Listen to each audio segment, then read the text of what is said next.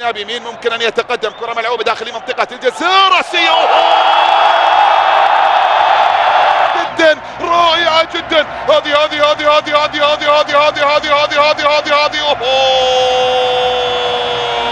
البحريني عرضية داخل منطقة الجزيرة. هذه الكرة، هذه المحاولة، وهنا التسديدة بالقدم اليسرى صدمت ودخلت إلى الشباك عن طريق كوميلو. لحظات هذه المواجهة والمحاولة والتسديدة،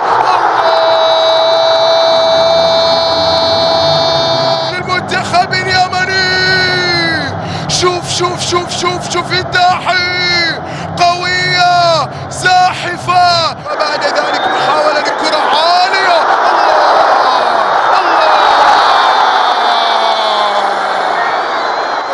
شوف الكرة الماضية العارضة، وبعد ذلك المحاولة الآن على مشارك في منطقة تسديده.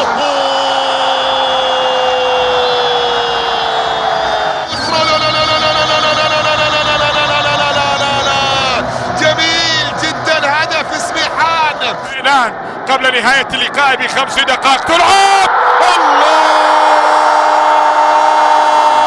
سليم قرار، لا ولا هدف. بول عراق ان بلاي يسجل الهدف الثاني عن طريق آسو براسو.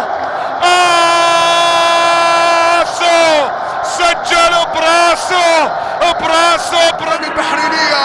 الكرة ثابتة الصافرة من ثم نفذت. الله، هدف مقابل لا شيء، ومن خلال كرة ثابتة. شوفها تغير. ذلك تمرير من مهدي حميدان، حاضرة. الله، يضع هدفا في غاية الروعة. شوفها سوى نظرة وكرة راسية. هدف أول للعراق، هدف أول يابا، هدف أول عيني. والله أجل، عمل بالعرض خطر جدا. لا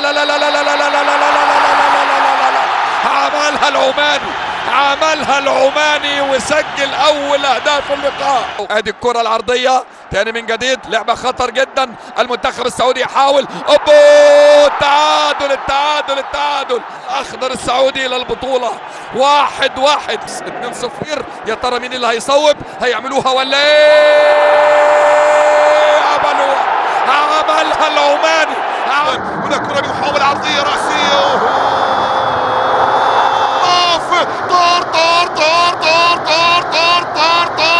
لا. في الشوط الثاني تحسن بشكل كبير جدا، وهذا كرة الله ضايع. مع نهاية أحداث هذا اللقاء يفعلونها نعم بهذا الشكل. كاريدو في الجهة، ماركايو خطيرة، ليما الله يسجل. ليما همام لديه الكرة، همام يبحث يلعبها، يا سلام.